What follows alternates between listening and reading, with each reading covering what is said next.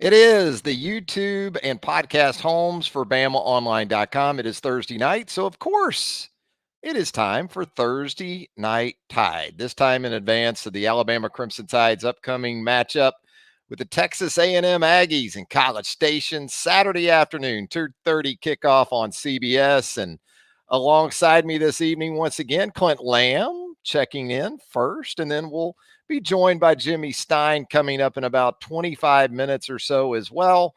And we've got you covered for the next hour. We're going to have plenty of Alabama A&M talk. You ready to do it, Clint? You ready to talk about what seems like another game involving Alabama where the other side is just immensely confident? I mean, this has become a regular thing, hasn't it? Over the last season and a half, it just seems like these teams are it's almost overly confident, I would say. Yeah, in the 2021 SEC championship between Alabama and Georgia, that was one of the first times where Alabama was playing in a game where a lot of people felt like Alabama was actually the underdog. And we all saw how that turned out. Georgia in the rematch obviously wins the national championship.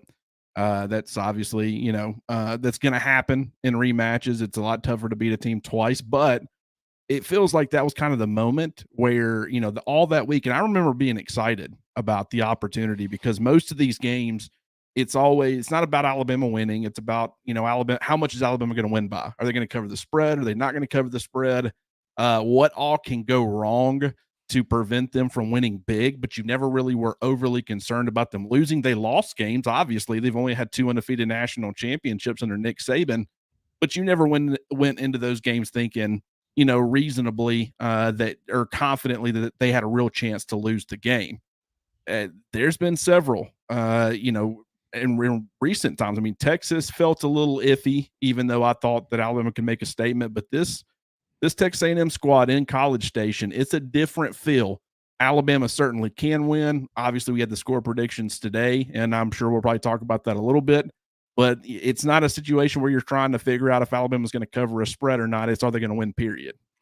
I got to think after the last few days, especially this Alabama defense, I'm anticipating a very inspired effort from the outset on Saturday afternoon. And I'll tell you why. Not because of even really Anaya Smith and his comments, but so much of the talk has been about A&M's defense, starting with a very talented, as we know, defensive front.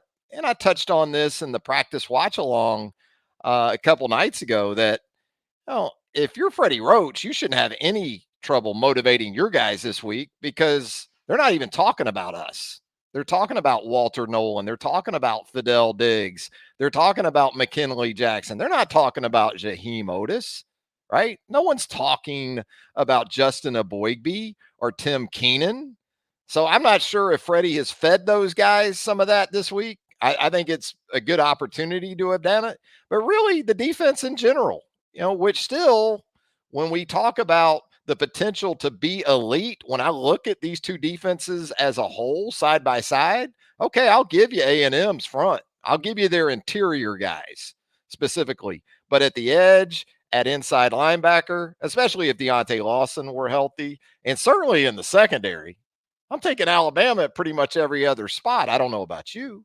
Yeah, and I mean, home crowd makes a difference. I mean, I understand that kind of if these defenses are close, it might tip the scales in favor of Texas A&M, but I completely agree with you. And that's kind of I touched on that in the piece that I had today over at BamaOnLine that we haven't been spending enough time talking about Alabama's defensive front and the problems that it could present Max Johnson. Johnson throughout his entire career, I think he's had close to 400 pass attempts, only I think 8 career interceptions. So he doesn't turn the football over a ton. But at the same time, I think that, Saturday could be an opportunity for Alabama to get itself 1, maybe even 2. But even if it doesn't, it's not always just about generating the turnovers. That can be key. It's avoiding turnovers on offense. That has to happen.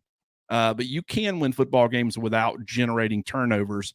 It's putting Max Johnson and that Texas A&M offense in bad situations. And that's really a collective effort. It's a defensive effort. Obviously, if you can score points on offense, that puts pressure on them to respond. You got guys like James Burnip. We saw the importance of him last week against Mississippi State.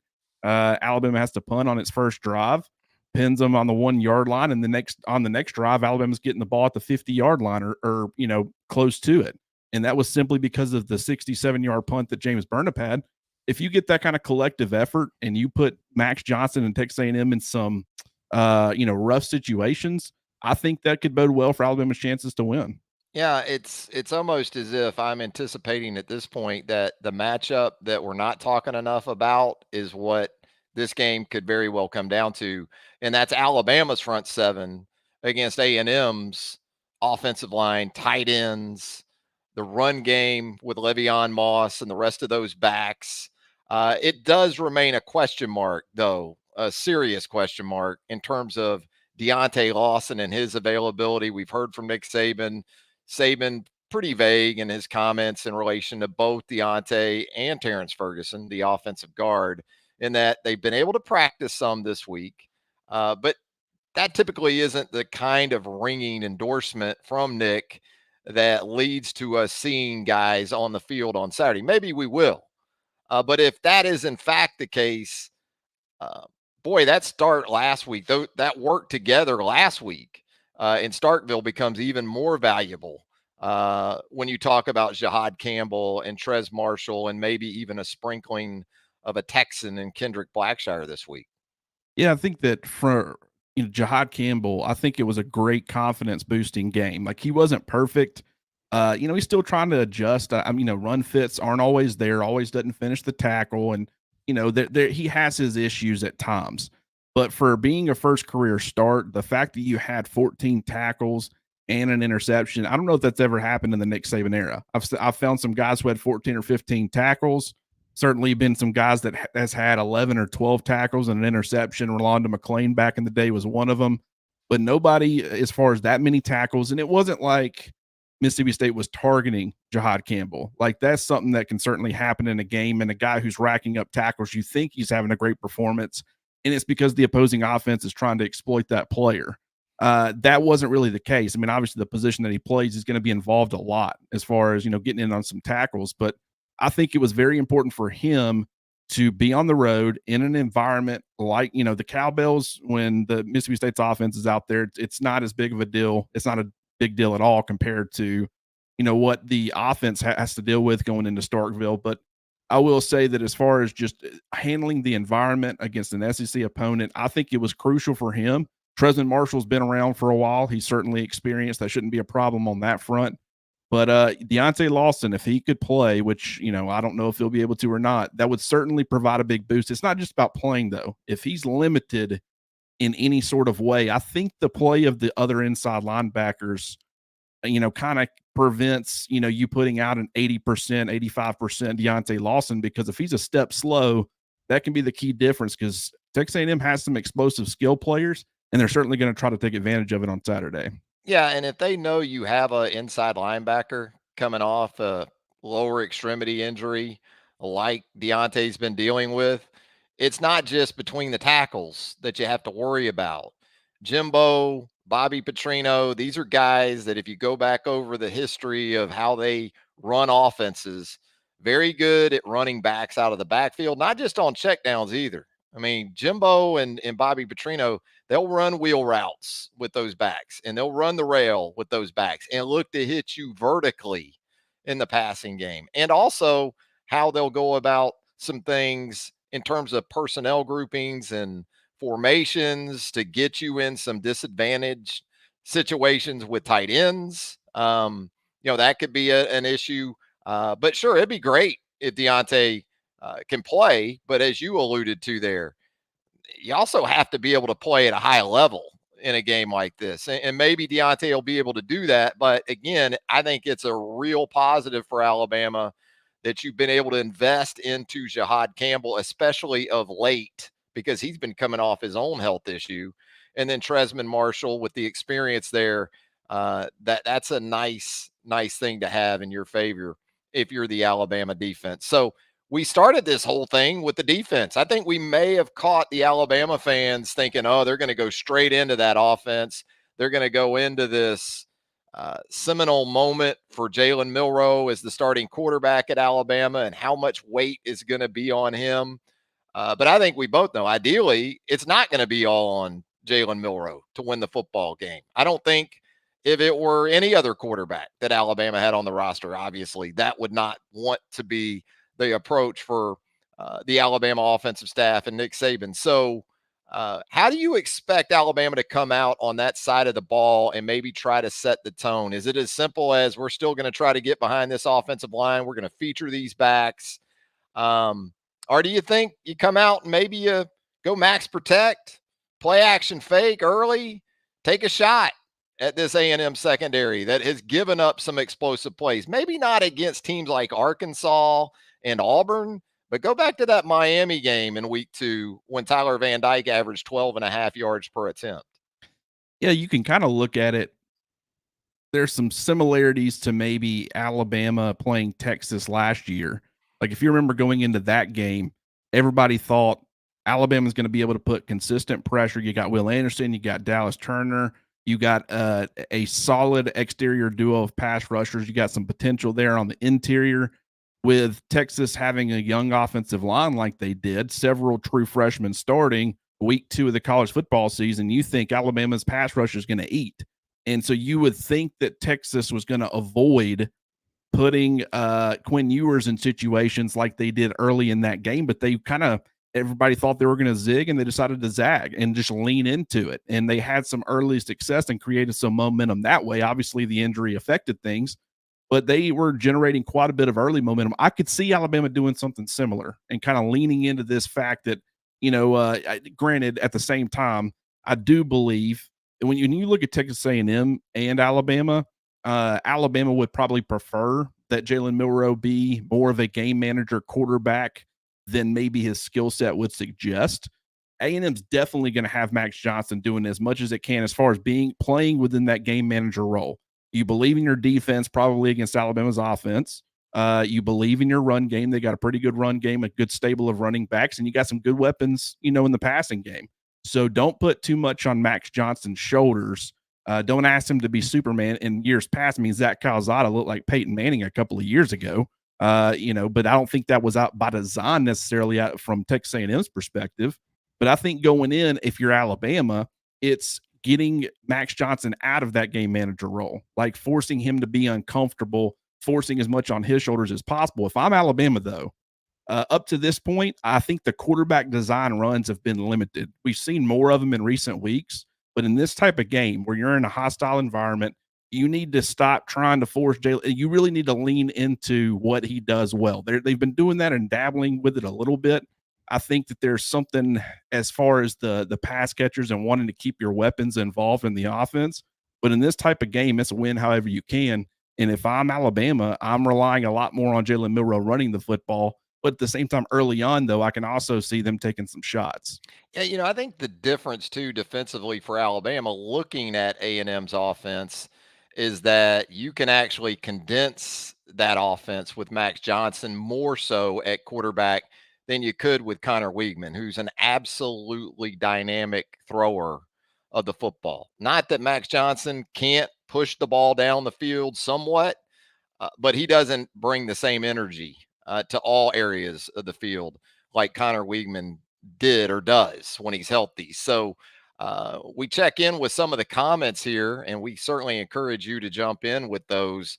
Chance has chimed in, Bob, Afro Man Davis, John, Tex Tider, our guy. It's probably a big one for Tex Tider this week, just going by that handle, right? And Afro Man Davis here in our comments, Clint says an interception by Terrion Arnold late in the fourth seals it 35-17. Well, that's a pretty wide spread to seal it, but maybe he's saying, look, it's going to be 35-17. Terrion Arnold makes an interception late in the fourth. But I think the point stands that for this Alabama secondary, especially with Evan Stewart over there, especially with Anais Smith working in the slot, those guys are all, including Kool-Aid McKinstry. I think it's going to be similar to Texas in that even Kool-Aid's going to see some balls come his way. Now, probably not as many as Terrion, who was absolutely barraged in Tuscaloosa by the A&M offense a year ago. But all hands on deck. And again, an area where this Alabama pass rush can certainly help things if Dallas Turner and Chris Braswell, guys who have, I think, what a combined, is it 8 sacks between them in the last 3 games, I believe. Uh, big number for those guys, but you still got to get some help from the inside too with Otis and Keenan and a Boygby and maybe Damon Payne when he's in there. Well, with Alabama's pass rush, from a sacks perspective, I think over the last 3 weeks, Texas A&M has 16 sacks. Alabama has 14, so they're not too far off. On top of that, when you actually look at the disruptive numbers, the quarterback pressures, whether they be quarterback hits, quarterback hurries, and sacks, Alabama has 78 over the last 3 games.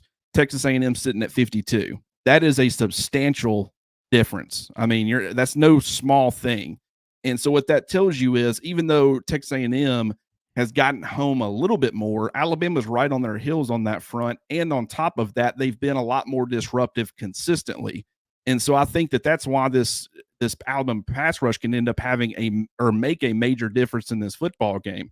And really, when you look at the secondary on top of that, you've got some opportunistic playmakers. Now, granted, it's kind of like, you don't care if you're facing, a heavy box. When you've got Derrick Henry in the backfield, you're running the football. When you've got, Evan Stewart out there, who's going to be a guy who they move around, in the slot, on the perimeter, do a lot of different things with him, get him in motion, create matchups. You don't really care who's covering him. You're going to throw him the football or try to get as many targets to him as possible. Now, you've got some other playmakers, and Nia Smith, certainly one of them, who you're going to manufacture touches for. Moose Muhammad is certainly a guy who's a good receiver in the SEC. So it's not like it's just Evan Stewart, but I certainly think that I don't think that A&M's going into this game looking at one player in the secondary in particular and saying we're terrified of this guy. We're going to avoid throwing him at all costs, because Terrion Arnold's playing great football. Caleb Downs, Malachi Moore, across the board, there's nobody, one player in particular that's like, that's the guy we can't target. So, yeah, I completely agree with you on that front. Yeah, and when you think about Texas in comparison to A&M, Adonai Mitchell, Xavier Worthy, Jordan Whittington, then you got into Jatavian Sanders at the tight end position. Sark, of course, will throw it to the backs as well. I think there's some similarities personnel-wise when you get into Stewart and Worthy. And I don't know, though. Moose Muhammad was good in Tuscaloosa last season. You look at his numbers to this point, not making a lot of noise. That could change, of course, on Saturday. But absolutely, A&M has the people around Max Johnson, who turned the ball over a couple times last week. He threw a pick 6 against Arkansas, lost a fumble. Max Johnson, you look at him and you think this guy isn't going to beat us with his legs, but he's also a guy who's not afraid to tuck it and run. So that's something you have to consider as well this week. Tex Tider checking back in after the comment I made about it being a big one for him. He said, yeah, I need to calm the cult this week at A&M. Kenny Grant here in the comments as we'll get through some of these. I'm a teammate of Max Johnson's dad. He comes from good stock. No arguing that. Jake Johnson and Max. You just don't want too many Johnson and Johnsons if you're Alabama on Saturday between the quarterback and his little brother tight end. But it's a real luxury for A&M to be in this position, to have a guy like this from LSU previously, where he saw extensive playing time against Alabama. Weigman goes down and you're able to just sort of plug and play. And again, I think there's some throws that Max Johnson can't quite make that Connor Weigman can, but running that offense and providing that sort of stabilizing presence after a loss like that of Weigman, that's as good a situation as you can hope for if you're A&M. I mean, how many teams lose their starting quarterback and they bring in a guy who has close to 400 career passing attempts in the SEC, playing for an SEC program. So you're 100% right. And Nick Saban, during his show tonight, I think he said that he didn't see much difference as far as the way the offense operates with both quarterbacks. There certainly is some nuanced things that are different, but it is a system for a reason. And both of these quarterbacks are able to operate that system at least at a level where you can move the football and win football games.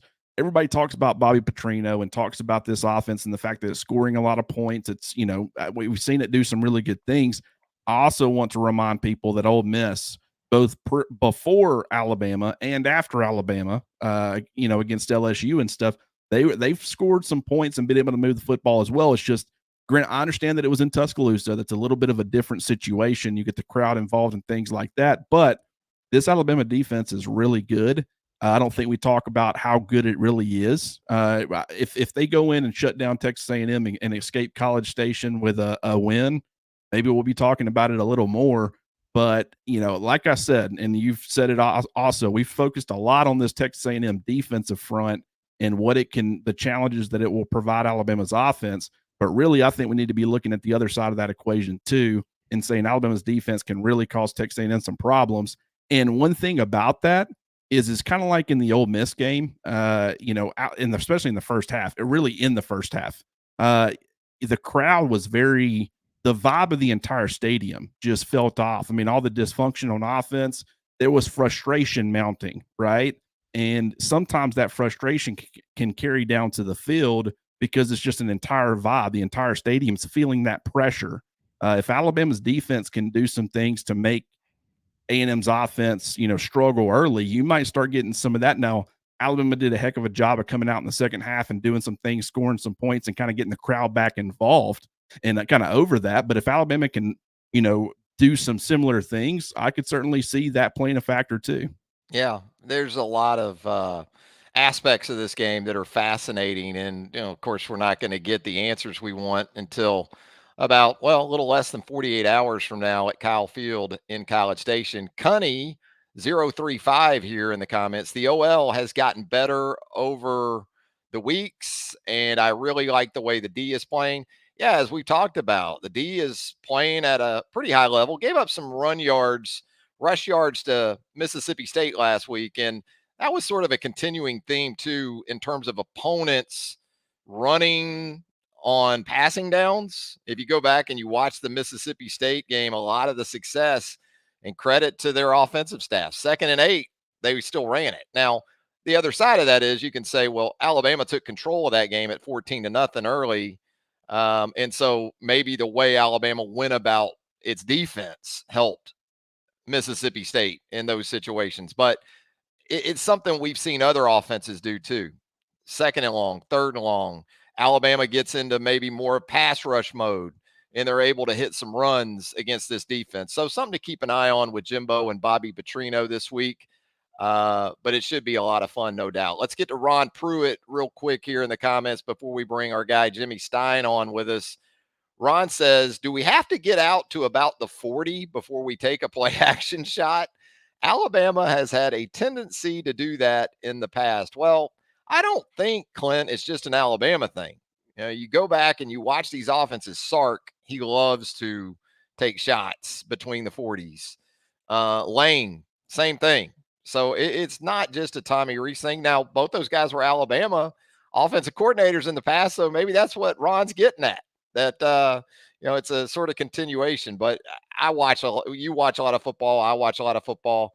I mean, that's typically where offenses take shots, is down in distance, out around the 40, 45 midfield. Well, you can almost certainly guarantee that.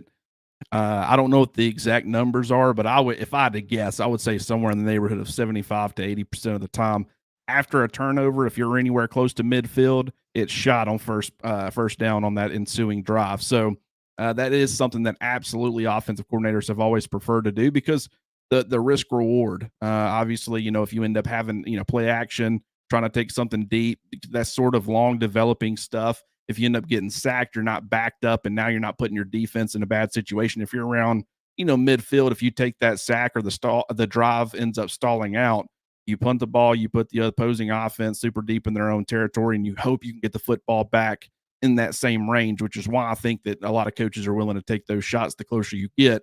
But yeah, that is something. I think Alabama will have some things dialed up. Maybe I'm wrong. Maybe they go a little bit more vanilla, but I will be curious to see not only how Alabama attacks Texas A&M's defense, but also the other side as well, because I think that I wouldn't be shocked at all if A&M was feeling rather confident in their defensive front's ability to affect the quarterback and the offense in general, without having to be too creative or doing too much. Georgia kind of fell into that trap a little bit in the SEC championship game a couple of years ago with that offensive line and the way it had struggled, the first round talent all up front defensively. They didn't do anything very exotic, or they pretty much thought our front can beat their front without doing a ton, and they ended up paying for it. I'll be curious to see if A&M takes a similar approach. Yeah, there's also that thought that you take shots when you're backed up, maybe off your own goal line. And that's been a situation we've seen in the past. I think more and more teams, though, more and more offenses are doing that in spring games because we saw Alabama do it in the 8A game back in April. And the defense brought Malachi Moore on a simulated pressure, didn't pick it up, gets into the face of Jalen Milroe, who throws a dying quail there in the middle of the field to Christian Story that gets returned inside the 5. That's probably one after that scrimmage you say, I don't know. I don't know if we want to take a shot there. And, something else with field position, fake punts too. I mean, you can almost set your watch by those two, out around the 40, out around midfield. You're going to see some of that. Hey, let's bring in Jimmy Stein, our colleague there at BamaOnLine.com. There he is. Hey, guys. Jimmy, what's going on, my man? You doing all right this evening? What are you watching? I've got, I meant to ask you guys. I know we've got NFL football. And by the way,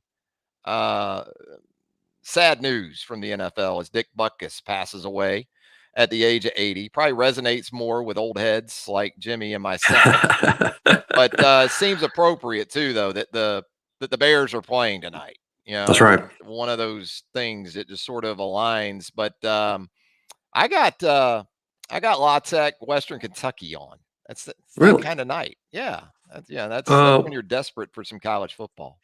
Yeah, we started out with Sam Houston and Liberty, but then moved to the NFL in hopes that Taylor Swift will be there. But so far, she's a big no-show. Oh, wow. No Taylor Swift.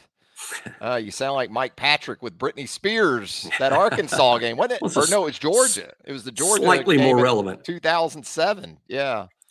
That one slightly more relevant to the NFL discussion as Taylor and her tremendous impact on the game. No, we went NFL here in this household after 7:15, but Louisiana taking Western Kentucky, I believe. Travis, I saw the score. Western Kentucky's up. Is that right? Yeah. You don't just go into Ruston, Louisiana, and punk the Bulldogs, right. But the Hilltoppers are currently in the process of doing that, apparently. But Jimmy, Clint, and myself, we've been talking obviously a lot about the matchups for this game on Saturday in College Station, and one of the things we hit on early is just, and we both are of the stance, man, there's just, in the past, when there's been almost too much talk about an Alabama opponent, you could almost predict what was coming. I don't know if I feel as comfortable predicting that sort of outcome this time around.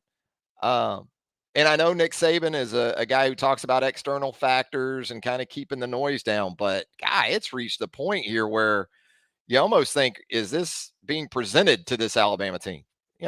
This is a point where no one's really talking about you all that much. That's right.